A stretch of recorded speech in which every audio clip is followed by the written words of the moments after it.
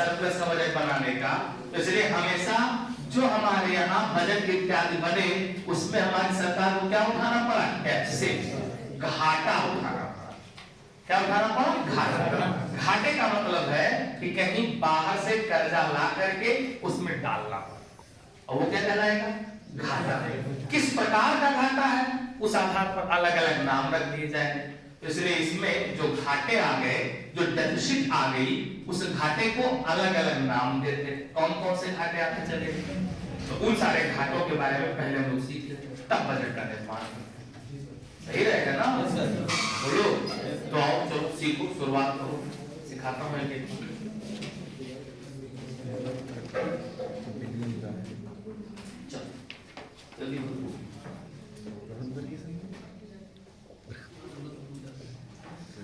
अब जरा समझो, फिस्कल डेफिसिट माने क्या, जो सरकार हमारी बजट बनाती है, तो जो सरकार के द्वारा बजट बनाया जाता है, अगर बजट की हम लोग बात करें तो ये बजट क्या होता है, बजट बनाने का जो पूरा काम है सरकार का, इसको कहा जाता है फिस्कल पॉलिसी। क्या कहते हैं भैया, फिस्कल पॉलिसी कहते हैं ना। और फिस्कल पॉलिसी माने राजकोषीय नीति। क्या बोलते हैं, राजकोषीय नीति। अब आप बताइए, जब ये राजकोषीय नीति है, फिस्कल पॉलिसी है, तो यहाँ लिखा क्या है, फिस्कल डेफिसिट। किसका मतलब किससे जुड़ा होगा, बजट। किससे जुड़ा होगा, बजट से जुड़ा होगा। आप बताओ, बजट में सरकार के आय के कितने तरीके आपको पता है, दो। और व्यय के कितने तरीके ये आपको पता है। इस आय में हमारी सरकार के पास जो पूंजीगत आय है, इसमें एक तो इसकी आय होती है और एक कर्जा होता है, सीधी भाषा। बोलो यस सर। जो डेट क्रिएटिंग कैपिटल वो कर्जा में तो है। Yes sir. तो इसका मतलब ये जो कर्जा वाला आय है, का ही हमारी सरकार की आय है, नहीं है, नहीं तो कर्जा माइनस से नहीं। बोलो तो अगर रियल वे में हमको घाटा देखना हो कि सरकार रियल वे में कितना घाटा निकाले, तो हम क्या करें, फिस्कल डेफिसिट निकालें। और फिस्कल डेफिसिट निकालने में हम क्या कर रहे हैं, सीधा कह रहे हैं कुल खर्चा, जरा कुल खर्चा कर रही है। बोलो, और यहां से क्या घटा दें, माइनस क्या घटा है, राजस्व में प्लस क्या घटा है, तो घटा है इसमें गैर ऋण आय। तो जो निकल करके आ जाएगा वो क्या निकल के आ जाएगा, फिस्कल डेफिसिट। नहीं समझ पाए, अगर यहां हमने कर्जा भी जोड़ दिया तो भयंकर वाला घाटा निकल के आएगा। कर्जा हटा करके जब निकालेंगे तो रियल वे में हमारी सरकार कितने घाटे में काम कर रही है वो पता चलेगा। वो तो घाटा है ही, ये कर्जा ऑलरेडी सबको पता कि जो कर्जा लियो वो आपको पे करना पड़ेगा, वो आपको देना ही देना है। इसलिए फिस्कल डेफिसिट क्या हो जाएगा, कुल खर्चा माइनस राजस्व आय। राजस्व आय तो खर्चा देना हो ही चुका, राजस्व आय प्लस गैर ऋण आय। ये गैर ऋण आय कौन सा, पूंजीगत, जो हमारी सरकार पूंजी में कमा रही है, क्योंकि जो भी कर्जा वर्जा किसमें आता है, पूंजीगत। तो क्या निकल के आ गया, फिस्कल डेफिसिट बराबर कुल खर्चा माइनस राजस्व आय प्लस गैर ऋण पूंजीगत आय। ये किसको बताएगा, फिस्कल डेफिसिट को ये बताएगा राजकोषीय नीति को। किसको बताएगा, राजकोषीय नीति को। उसमें हमारी सरकार कितना घाटा उठा रही है, तो इसको क्या बोलेंगे, राजकोषीय घाटा। क्या बोलेंगे, राजकोषीय घाटा। राजकोषीय घाटा बोलेंगे। और राजकोषीय घाटा का मतलब फिस्कल डेफिसिट हो जाएगा। तो फिस्कल डेफिसिट इक्वल टू कुल खर्चा माइनस राजस्व आय प्लस गैर ऋण पूंजीगत आय। क्लियर हुआ एकदम। तो लोगों ने जब राजकोषीय घाटा की बात की तो इसमें बताओ सीधे सीधे क्या लिखा, कुल खर्च। केवल इतना बताओ, इस खर्च में हमारी जो सरकार है वो जो इंटरेस्ट पेमेंट करती हो, जो भी इंटरेस्ट पेमेंट करती होगी जो भी हमारी सरकार ब्याज अदायगी करती होगी वो भी खर्चाओं में जुड़ा होगा कि नहीं जुड़ा होगा?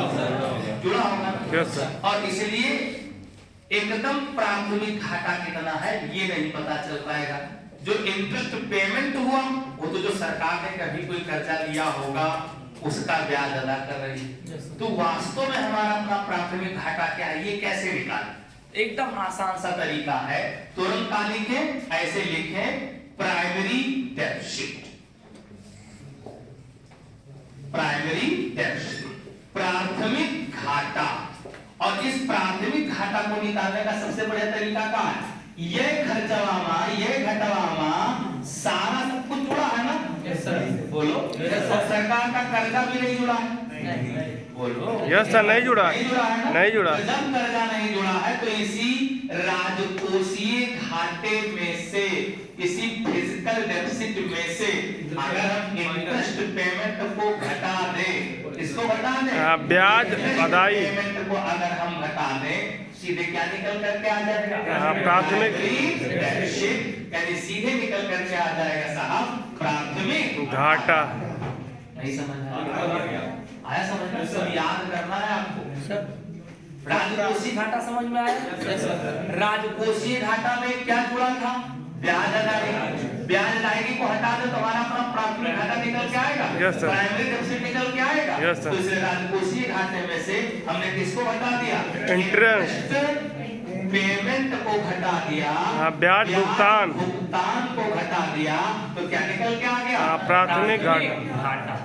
सर प्राथमिक घाटा का मतलब एक फाइनेंशियल होने वाले से मतलब क्या? तो अगला घाटा होगा बजट घाटा,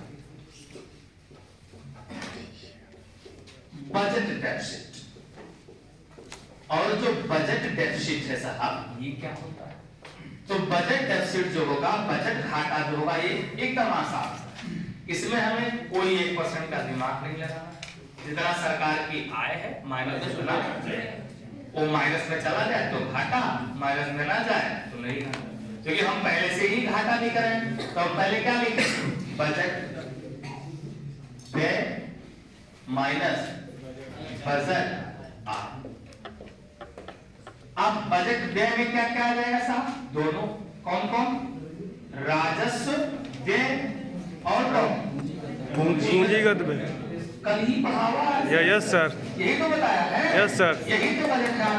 यस सर। और बजट आय में क्या क्या आ जाएगा? दो प्रकार, राजस्व आय और क्या? और पूंजीगत आय।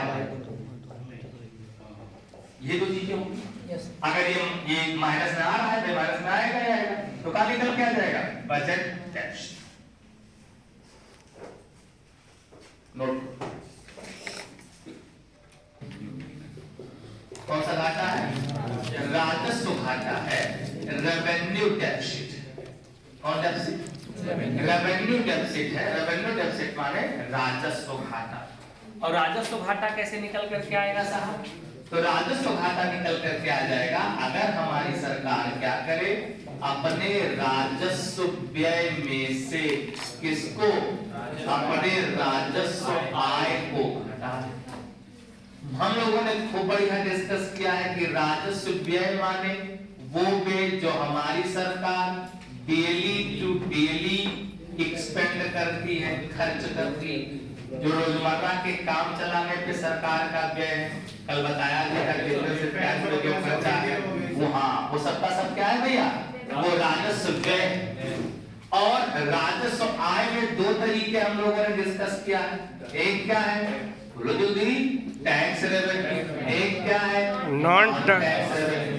अगर हमारी सरकार को अपनी दिहाड़ी चलाने के लिए, कोई ढेले दिहाड़ी तो हुआ, रोजमर्रा काम हुआ, अगर उसको चलाने के लिए भी कर्जा लेना पड़ रहा है, यानी घाटे में हमारी सरकार जा रही है, तो ये किसी भी देश की आर्थिक समृद्धि के लिए सबसे नुकसानदायक बन है।